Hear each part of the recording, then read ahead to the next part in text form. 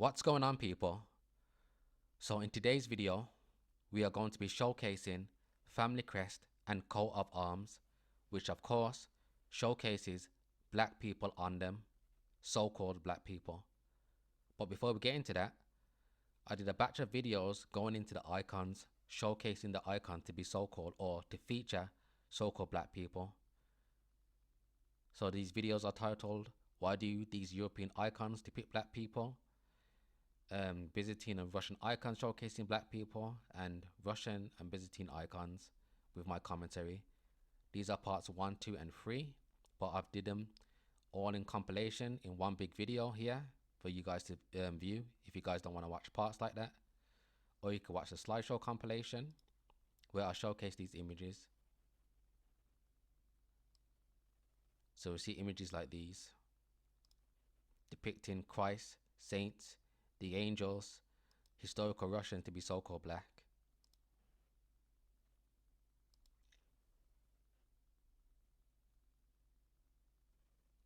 But anyways, let's get straight into the coat of arms and family crest.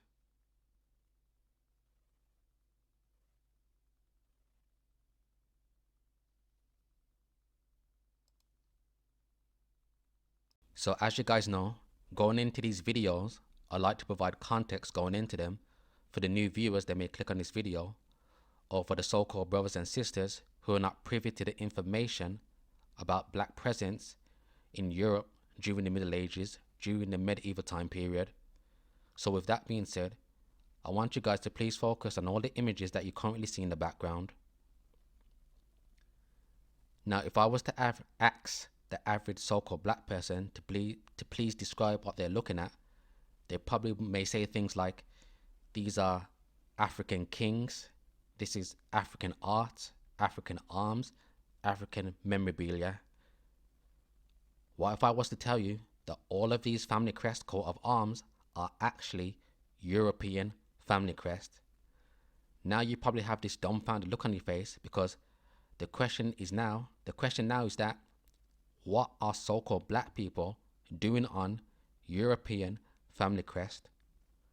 Well, to make a long story short, the reason why you see so-called black people on European family crest is because so-called black people held rulership in Europe during the Middle Ages and during the medieval time period. Quiet is kept. This is why these exist. But of course, they don't want you to know that. And when things like these do come out, they have to come up with lies and narrative to explain off why they exist. So these are some of the lies you may hear. So one of the favorite lies I like to go to, they may tell you, especially when it comes to black men in heraldic positions, they may say it's Saint Maurice. Saint Maurice is basically a mascot that they concocted to write off why you see so-called black men in Europe featured in a heraldic position, especially when it comes to statues. So for example,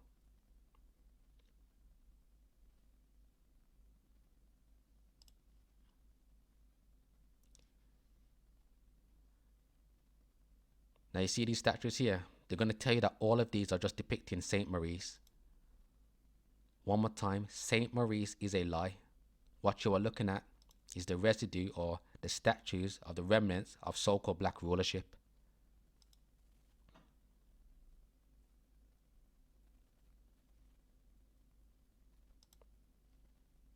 I've shown this one a lot. As we can see just from this one, we see the so-called black man looking regal, golden earrings, silver chain, golden chalice, holding the insignia of the Holy Roman Empire. And yes, so-called black people ruled over the Holy Roman Empire. Yes, you heard me correctly. As you can see, the golden rings, the sword, everything.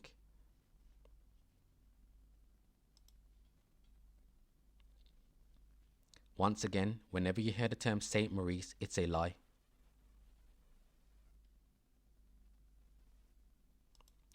So another narrative they may concoct, or they will concoct, I should say, which is the obvious.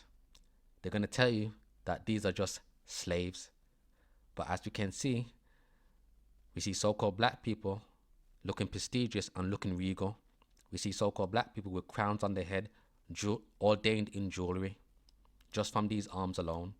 And don't worry, I'm going to show more of them. As you can see, golden necklace, golden crowns, golden earrings, looking prestigious, looking regal, looking royal. As I said, only kings, queens, lords, dukes wear crowns. Rulers wear crowns. Slaves don't wear crowns.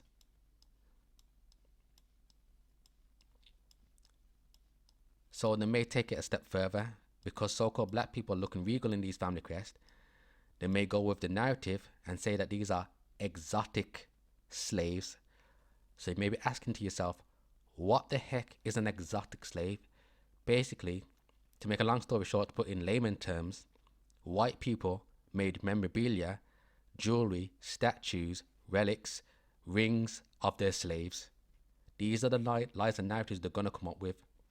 Especially with things like these, you see, once again, these are cameos on jewelry. They're going to tell you that these are exotic slaves. That's why they look prestigious. That's why they have crowns on their heads. That's why they're ordained in diamond, sapphire, ruby, because these are exotics. One more time, brothers, sisters, what you were looking at is the remnants or representation of black rulership in Europe. But they always love to attach slave narrative to anything that is so-called black.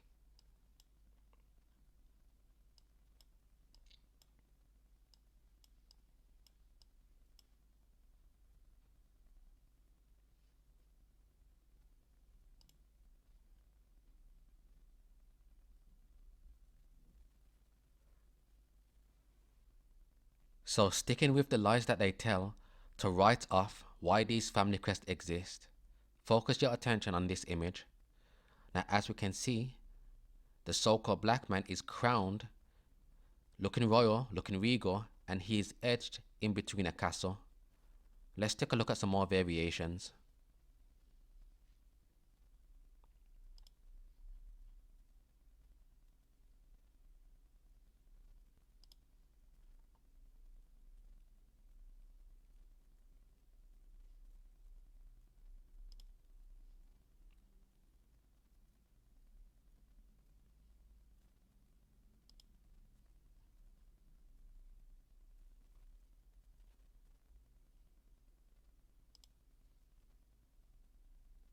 Now you see the so-called black man looking royal, looking regal.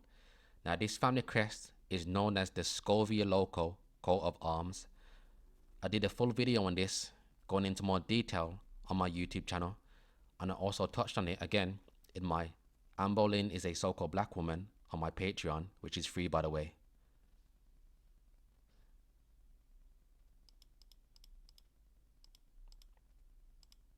Here are all of the coat of arms in one image. So the question is, how can they possibly say that this is a slave or a servant? Let's get it.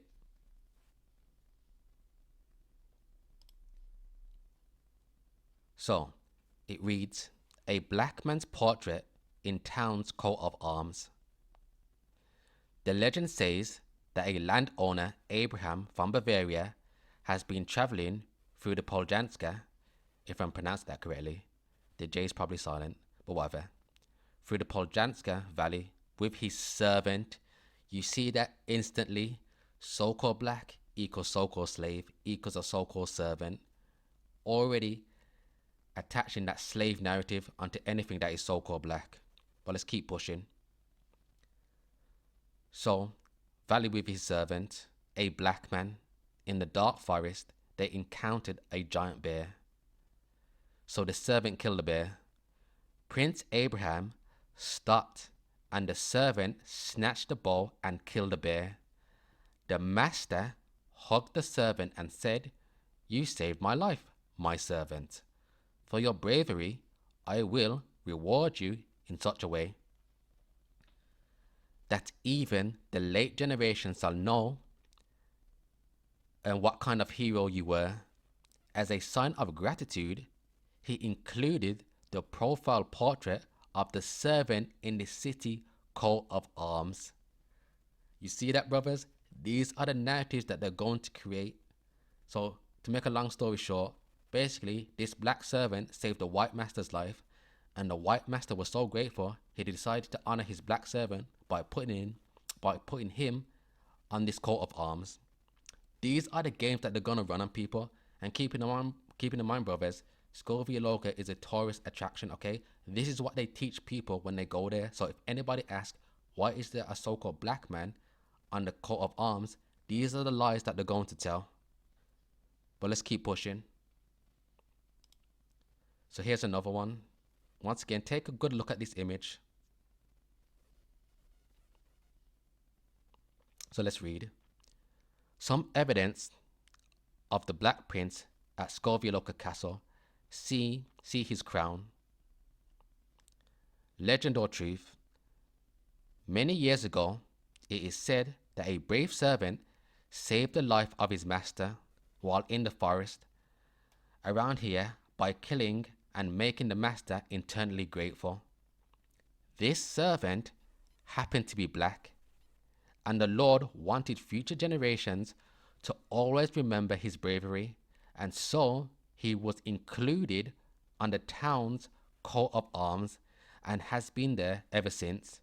And you can find several references to him here at the castle with his image on some lovely art pieces and stonework. So we are thinking this is a true story. What do you think? We really wish there was more evidence here to explore. Maybe there is. We call this character from history the Black Prince because he's wearing a crown. Now peep this. I highlighted it. Now, why would a slave wear a crown? Isn't that the rhetorical question I keep asking you, brothers and sisters? When we see these coats of arms, these family crests, these portraits, so-called black people are presented royal and regal, wearing crowns, golden earrings, golden necklaces, adorned in diamond, silver, gold, sapphire. So how can you possibly tell me that these are slaves? Could it just be that so-called black people ruled during the medieval time period? So why would a slave wear a crown? So there is more mystery here, and we would love to know more about his life. Once again, the reason why these family crests exist is because so-called black people held rulership in Europe. These are not slaves and servants.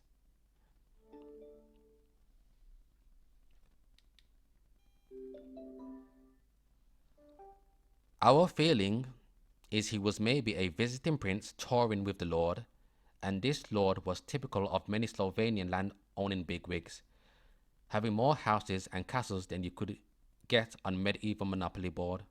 So maybe there is some more info about the Black Prince in Bavaria or Austria or somewhere like that. Aren't mysteries great? One more time, so-called black people ruled during the medieval time period during the Middle Ages. This is why family crests like these exist. Nothing more, nothing less.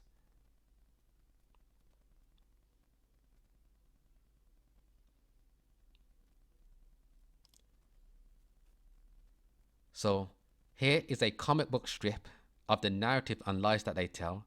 And one more time, brothers and sisters, if you want to watch me go into more detail about this family crest, I did a YouTube video and it's titled Family Crest Episode 3, Skofja Loka and the Rising Bishops, Black People Ruled Europe. So you can go watch this video if you want to learn more about this family crest in more detail.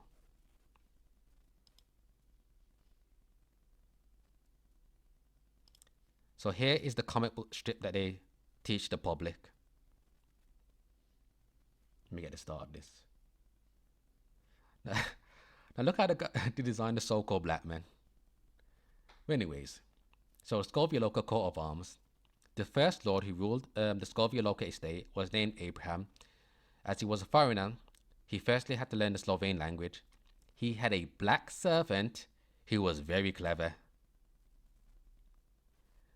They went to see the Poljane Valley, where there were big woods full of wild bears. So here, this is the black servant now. Just in case, I've got my bow and arrows with me. Help, a wild bear. So as you can see here, the wild bear is jumping out and is about to attack the white master. Now, as you can see here, the black master shoots the bear, saving the white master's life.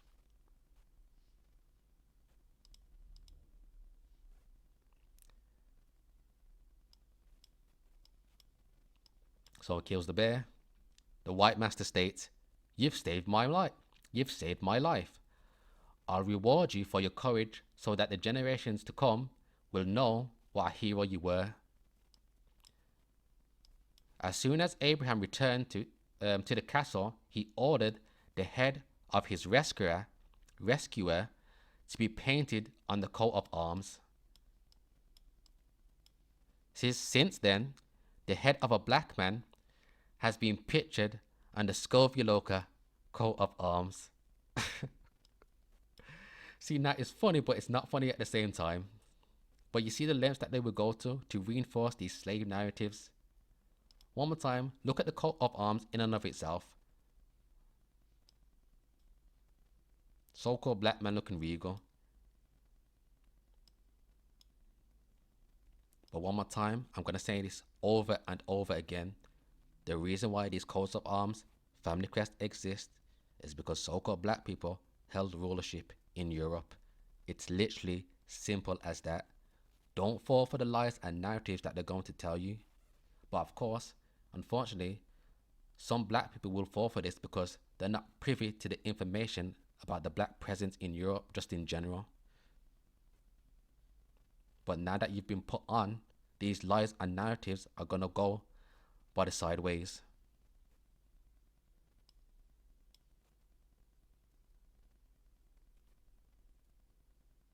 So now we're going to look into this book, and this book is titled Nature Knows No Color Line by J.A. Rogers, and we're going to take a look at some of these family crests.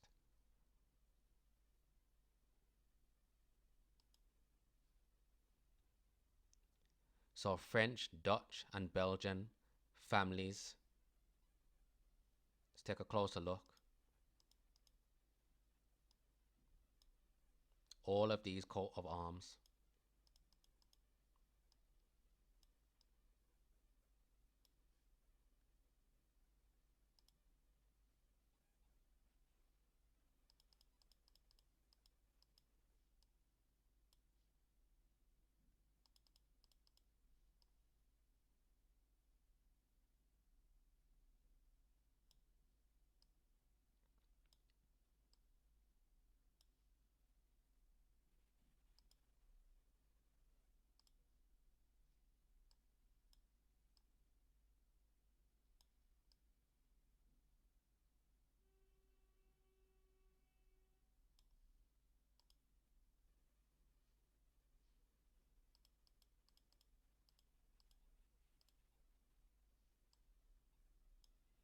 French, Italian, Spanish, Polish families. That's why I said when so-called black people ruled Europe, I'm talking about Europe, because some of you probably have some knowledge about the black presence in Europe, but you probably think it was just like Spain and Portugal. No, places like Germany, France, Italy, Norway, Sweden, Denmark, Russia, all of these places were once ruled over by so-called black people. It wasn't just one section of Europe.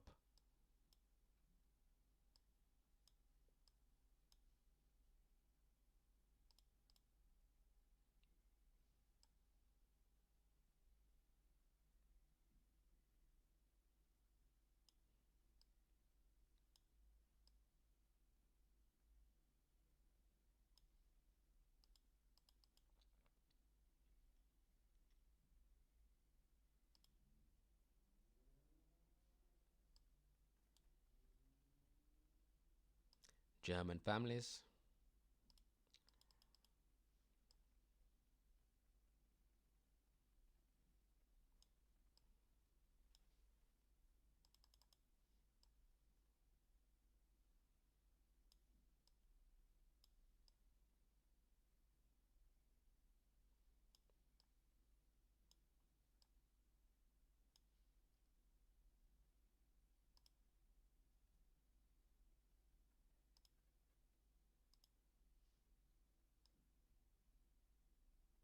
German families, once again, wearing crowns.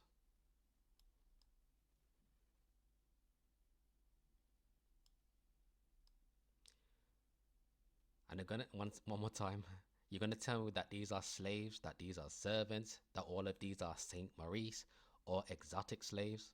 All of those narratives are lies.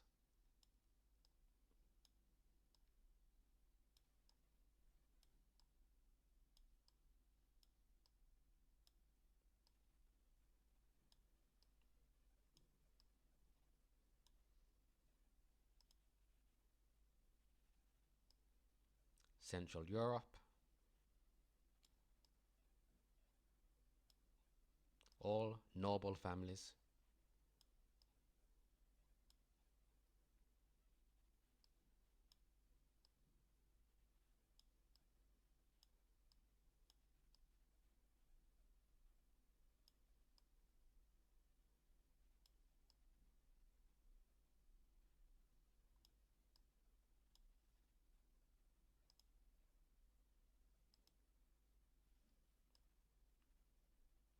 Here's Queen Charlotte, and by today's standards, she will be classified as a light-skinned, and yes, her husband, George III, was also a so-called black man.